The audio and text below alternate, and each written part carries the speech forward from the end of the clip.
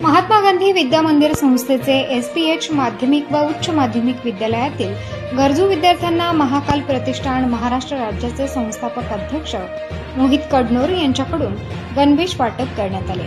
कार्यक्रमाला उपस्थित महाकाल प्रतिष्ठानचे सर्व सदस्य तसेच माजी शिक्षण विस्तार अधिकारी जयलक्ष्मी आहेर, नामांकित सरकारी वकील शिशिर हिरे, मालेगाव शहर आरटीओ भावना जाधव व युवा वक्ते संदीप गवळी, सामाजिक कार्यकर्ते दिनेश जैन, विजू काळे, रोटरी क्लबचे संदीप ठाकरे, पंकज विभूते, प्राध्यापक अंकुश मायाचार्य तसेच पंकज पाटील, किशन शर्मा, कुणाल ठाकूर, नितीन शेलार, हर्षल ठाकूर, गणेश बोराडे या सर्व मान्यवरांच्या उपस्थितीत शालेय गणवेश वाटप करण्यात आले। याप्रसंगी विद्यालयाचे प्राचार्य देवरे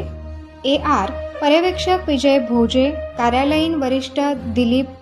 पानपाटील BZ, ग्रंथपाल